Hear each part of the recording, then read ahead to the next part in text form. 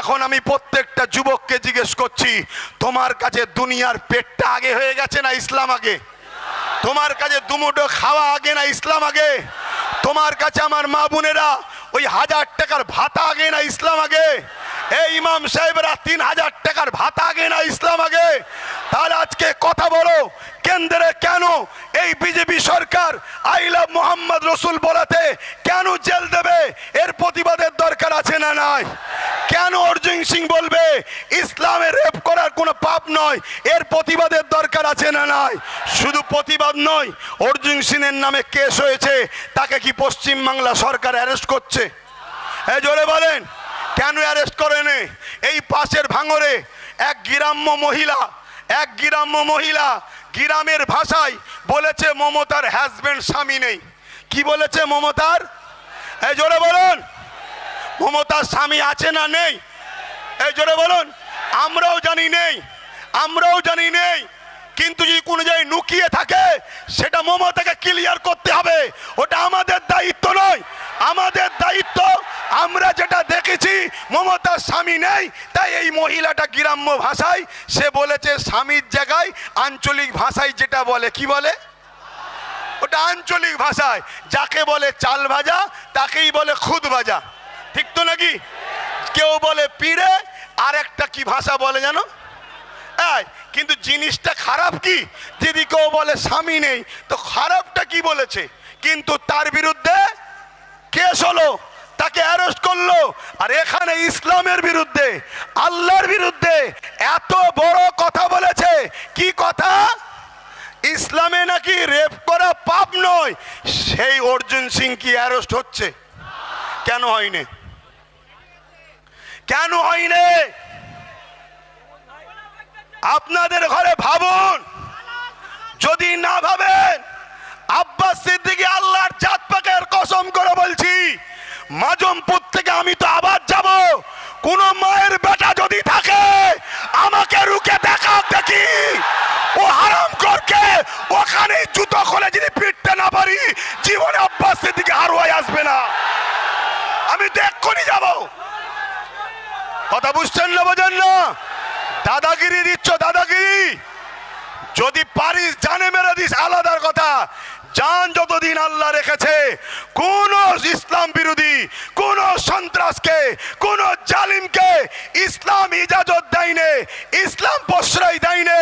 আমরা প্রশ্রয় দিতে পারি না। মনে রাখবেন, আমি জানতে চাইছি যে অ্যারেস্ট করলো না কেন? বলুন।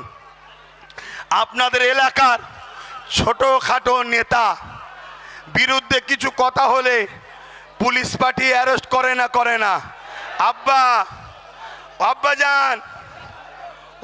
যান শোনেন আব্বা, আমার কথা বলছি শোনেন। আপনি যেমন এখানে শুনছেন, তো এরা আমাদের খবরটাকে লক্ষ নয় কোটি মানুষের কাছে ছড়ায়। এদের অবদানটা অনেক বড় আব্বা। আর এরা আমাদের খবর ছড়াই বলে কিছু জাহান্নামী কুকুর আবার এদেরকে মারবে বলে। অতএব আব্বা, এদেরকে একটু সুযোগ দেন আব্বা। আমি জানি আপনি জোশে এসছেন, আপনার বুকে ব্যথা হচ্ছে যে হারা আমাদের কাঁধে উঠে আমাদেরই কল্লা কাটলি, আমরাই তোদেরকে আনলাম, আমরাই তোদেরকে জিতাচ্ছি, আমরাই তোদের হয়ে লড়ছি, আমরাই তোদেরকে জায়গা দিচ্ছি, আর তোরা ক্ষমতায় এসে আমাদেরই আল্লাহকে গাল দিচ্ছিস। যদি বলেন ও তো বিজেপি, কে বলেছো বিজেপি? ও যখন টিএমসিতে ছিল আজানের বিরুদ্ধে কেস করেছিল না করেনি? জোরে বলেন। তাহলে আজকে গেছে বিজেপিতে, কিন্তু বিজেপিতে গেছে না পাঠানো হয়েছে? শুধুমাত্র মুসলমানকে ধোকা দেবে বলে, ভয় দেখাবে বলে। তাই ভাই, আমি একটা প্রশ্ন এখানে আটকে রয়ে গেলাম, যে এত বড় কথা বললো আল্লাহর বিরুদ্ধে, ইসলামের বিরুদ্ধে, যে রেপ নাকি ইসলামে পাপ নয়, একে অ্যারেস্ট করা হয়েছে, কেন হলো না? একটা ছোট্ট যদি বুথের মেম্বার শাসক দলে, সে বিজেপি হোক আর টিএমসি হোক, যদি কিছু কথা প্রশাসনকে বলে, বিনা দেখাতে, বিনা ইনফরমেশনে, বিনা তথ্যেই তাকে তুলে নিয়ে যে বন্দি করে না? নবী বংশের আওলাদ কোরাইশ খানদানের বাচ্চা নওশাদ সিদ্দিকীকে এবং তার সাথীদের ঘরে কলকাতায় তুলে নিয়ে যে 42 দিন জেলে ভরেছে না ভরেনি? কিন্তু অর্জুন সিংকে ধরছে না কেন? একটাই কারণ, যাকে আমরা ভোট দিয়ে ক্ষমতায় রেখেছি এই মমতা হলো বিজেপির লোক। অতএব বিজেপির লোক যখন ইসলামকে গাল দিয়েছে একে ধরবে না, তাহলে আমরা ভোট দিয়ে এমন লোকের হাতে ক্ষমতা দিলাম যে কিনা আমার আল্লাহকে গাল দিল অ্যারেস্ট করে না, আমার দিনকে গাল দিল অ্যারেস্ট করে না। অ্যারেস্ট করবে কাকে? নির্দোষ মুসলমান এবং গরিব এসসি এসটি নিচু জাতের মানুষকে অ্যারেস্ট করছে। এটা সত্য কথা তো নাকি? তাহলে বলুন, প্রশাসনের কোনো দোষ নাই। প্রশাসন চলে কিসে? প্রশাসন চলে নেতাদের ইশারায়। আর নেতা বানিয়েছি আমরা তাদেরকে, আমার আল্লাহকে গাল দিলে যাদের কোনো যায় আসে না, আমার ইসলামকে মিটাতে চাইলে যাদের কোনো যায় আসে না, আই লাভ মোহাম্মদ রসুলের ব্যানার খুলে ফেলে দেওয়া হয় তাদের কোনো যায় আসে না। তাহলে ভুলটা সবার আগে করেছে কারা? জোরে বলুন কারা? জোরে বলুন কারা? এখানে উলামারা রয়েছে। সময় সংক্ষেপ, সূরা বাকারা খুলে দেখবেন। সূরা বাকারার শেষের দিকে আল্লাহ জানাচ্ছে, তোমরা আমাকে আমার হাবিবকে ছেড়ে যাদের হয়ে কাজ করবে, যাদের দলদাস হয়ে থাকবে, আমি আল্লাহ তাদের হাতেই তোমাদেরকে মিটাবো। বলো, এতগুলো ছেলে আছো, কে এখানে সরকারি চাকরি করো? হাত তুলে দেখাও। বলো, কে আইএস আছে, কে আইপিএস আছে, কে জজ আছে, কার বাড়িতে পুলিশ আছে, কার আত্মীয় জানা শোনা বলো কুটুমের মধ্যেও কেউ একজন আছে কি? বলো। কিন্তু গুন্ডা, বোম মারা, চুরি করা, লুট করা, ঘর ভাঙা পাড়ায় পাড়ায় ভরে যাচ্ছে। তাহলে একটা দিন আমাদেরকে নিষিদ্ধ করে AK-47 দিয়ে স্প্রে করে মেরে দেওয়া হবে, সেই পরিকল্পনা করা হচ্ছে। এর জন্য আমাদেরকে সজাগ হওয়া দরকার আছে না নাই? এর জন্য নিজেদের হাতে পাওয়ার তৈরি করা দরকার আছে না নাই? আজ যদি আমাদের হাতে পাওয়ার থাকতো, অর্জুন সিংয়ের গলায় ও কোমরে দড়ি বেঁধে বুটের গুঁতো মারতে মারতে জেলের মধ্যে ঢোকানো হতো না? হতো না? জোরে বলেন, হতো না? হতো না? তুমি দুনিয়াতেই সব পেয়ে শেষ হয়ে গেল, আখেরাতের কথা ভাবছো না? তুমি কি করছো? এই যে আপনাদের হারুয়ার পীর আব্বাস আলী হুজুরের যে মাজার, এই মাজারে মোট কত বিঘে জায়গা? 900 বিঘে জায়গা। কথা বুঝে আসছে? সেই 900 বিঘে জায়গার মধ্যে আজকে আছে কত? 3 বিঘেও নয়। বাকি জায়গা ঝাড়লো কারা? এই কথা বুঝছেন না, বোঝেন না? এবার এই কথাটা যদি আব্বাস সিদ্দিকী হারুয়া আব্বাস আলী হুজুরের পক্ষে বলি, আমি কি ইসলাম বিরোধী? এই জোরে বলেন বিরোধী? তাহলে আজকে যদি আমার সমাজের কোনো নামদারি মুসলমান অবৈধ সন্তান অলির জায়গা ছেড়ে আমার যদি বিরোধী করে, আপনারা কি তার সাথে না আমার সাথে? এই জোরে বলেন, তার সাথে না আমার সাথে? আমি আরেকটা কথা বলবো, এখানে এই বিষয়ে আলোচনা হয়েছে কি জানি না। তাহলে আই লাভ মোহাম্মদ সাল্লামের বিরোধী ব্যানার লিখার জন্য আমরা দুঃখিত, তাই তো নাকি? এলি আন্দোলন হচ্ছে না, হয়নি? আমাদের ভেতরে আর এক দল মুনাফেক আছে, সেইগুলোকে একটু জানানো দরকার আছে না নাই? আমরা দেখেছি প্যালেস্তাইনের আঘাত হলে কলিকাতার রাজপথে আন্দোলন হয়, হওয়া দরকার। মানবতার ক্ষেত্রে হওয়া দরকার আছে না নাই? উত্তরপ্রদেশে আই লাভ মোহাম্মদ ইসলামের বিরোধী হলে আন্দোলন হয়, আমরাও করছি, হওয়া দরকার আছে না নাই? উত্তরপ্রদেশটা বড় কথা নাই, ভারতবর্ষে কেন হবে ইসলাম বিরোধী? ঠিক না বেঠিক? আন্দোলন হচ্ছে। কিন্তু দুঃখের বিষয়, অর্জুন সিং যখন বলে ইসলাম বিরুদ্ধে, তার বিরুদ্ধে কেস হয়, হওয়া দরকার আছে না নাই? কিন্তু কেসটা চালু হচ্ছে না কেন? চালু যারা করবে তারা করবে না, কেস চালু করবে না। কিন্তু আপনাদেরকে একটা কথা বলি, এই বাংলায় যদি কেউ কাউকে আল্লাহ বলে, এর প্রতিবাদ হওয়া দরকার আছে না নাই? এই জোরে বলে, হওয়া দরকার আছে না নাই? হাওড়া জেলার নির্মলবাজি এমএলএর নাম, সে মমতাকে আল্লাহ বলছে, এটা আপনারা মানেন?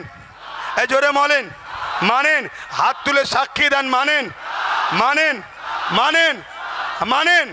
যখন মানেন না, তাহলে দুটো কথা, এর বিষয়ে কি মমতা কোনো মুখ খুলেছে যে ও ভুল বলছে? এই ইসলাম ধর্মের উপর আঘাত দিলি কেন নির্মলবাজি, এমন কোনো কথা বলেছে? কিন্তু এর বিরুদ্ধে উলামারা প্রতিবাদ করছে না কেন? এর বিরুদ্ধে কথা হচ্ছে না কেন? এর বিরুদ্ধে লড়াই হবে না কেন? আজকে বলুন, আমাকে কেউ যদি মুজাদ্দেদ বলে আর আমি যদি চুপ থাকি, তার মানে কি আমি ভেতরে ভেতরে চাইছি যে আমি মুজাদ্দেদ হই? এই কথা কি ভুল হলো? তাহলে ফেরাউন নিজে বলেছিল আল্লাহ, আজকের ফেরাউন গুলো নিজে আল্লাহ দাবি করছে না, লোক দিয়ে বলাচ্ছে বল আল্লাহ বল। সমাজ কেমন ভাবে লাই দেখি, মুসলমানগুলো কিভাবে লাই দেখি। মুসলমানকে যে বিজেপির ভয় দেখিয়ে রেখেছি, এরা বিজেপির ভয়ে নিজের জান বাঁচাবার কথা ভাবে না আল্লাহর জন্য লড়াই নামে, এটা দেখার জন্য কাউকে দিয়ে বলানো হচ্ছে বল আমাকে আল্লাহ। এখন বলুন, চুপ থাকা মানে ভেতরে ভেতরে মজা নিচ্ছে না লাইনে? একটু আওয়াজ দেবেন ভাই, কষ্ট দিচ্ছে আপনাদের? ভেতরে ভেতরে মজা নিচ্ছে না লাইনে? কিন্তু আমি জানতে চাইছি, আমাকে কেউ মুজাদ্দেদ বলল, আমি চুপ থাকলাম, তার মানে আমি সাপোর্ট করছি তার কথা, তাই তো নাকি? কিন্তু আমার যদি কেউ বিরোধী না করে এবং আমার পক্ষে যদি সে থাকে, তাহলে আমার বিষয়ে যে মুজাদ্দেদ বলেছে এটাকে সাপোর্ট করছে না করেনে? আমি বুঝাতে পারছি? বুঝাতে পারছি? ধরুন মৌলানা আব্দুর রশিদ সাহেব আমাকে বলেন, বুঝাবার জন্য বলছি, আপনি রেখে যাবেন না তবে? কেন, আপনারা সব দাদা হুজুরের ভক্ত তো। ধরেন আমাকে মুজাদ্দেদ বলেছে, নওজুবিল্লাহ, বুঝাবার জন্য বলছি। আমি ধরুন চুপ করে রয়ে গেলাম, তার মানে ওর কথাটা আমার বেশ ভালোই লেগেছে। কিন্তু আপনারাও আমার সঙ্গে মিশছেন প্রতিবাদ না করে, আমাকে সাপোর্ট করছেন, তার মানে আপনারাও কি আমাকে মুজাদ্দেদ বলে মানছেন না মানেন? তাই তো মিশছেন, নাই তো বিরোধী করতেন। তাহলে আজকে কেউ মমতাকে বলল আল্লাহ, মমতা ব্যানার্জি প্রতিবাদ করছে না, ভেতরে ভেতরে মজা লাগছে। আর এরপরে আমরা মুসলমান যদি ওই মমতাকে সাপোর্ট করি, তার মানে ওকে আল্লাহ বলে মানে লিয়া হলো না? হলো না? মুসলমান কি করে ইমানদার থাকতে পারে? এই কথা বলাতে অনেক মুনাফেক উলামাদের গায়ে লেগে গেছে, অনেক মুনাফেক মুসলিম দাবিদার বেঈমান নেতাদের গায়ে লেগে গেছে। যারা হাকিকাতে মুসলমান হবে, যাদের গায়ে ইমানদারের খুন থাকবে, একটা পরিচয় বলে যাচ্ছি, তারা গুনাহগার হতে পারে, ইসলামের দুশমন কোনোদিন হবে না। আর যারা মুসলমান দাবিদার ইসলামের যদি দুশমন হয়, আমার ভাষাটা একটু কড়া হতে পারে, আল্লাহ রসুলের স্বার্থে বলছি, তুমি আমায় বয়কট করলে আমার কিছু যায় আসে না। যদি মুসলমান দাবিদার আল্লাহ রসুলের দিনের দুশমন হয়, দুশমনদের সঙ্গে দল করে, দুশমনদের ঘরে ক্ষমতায় আনে, দুশমনদেরকে তাকতে আনে, আপনাকে বলতে বাধ্য হচ্ছি শরীয়তের কথা, আপনাকে রাজ বলতে বাধ্য হচ্ছি আল্লাহ রসুলের স্বার্থে। সে মুসলিম ঘরে জন্ম নিয়েছে ঠিকই, মাফ করবেন, হয় তার শরীরের রক্তটা কোনো অমুসলিমে ঢুকেছে, আর নচেত তার খাদ্যর মধ্যে সম্পূর্ণ হারাম ঢুকায়, তার রক্ত আর হালাল নেই, হারাম হয়ে গেছে। কথা বুঝে আসছে না? নয়?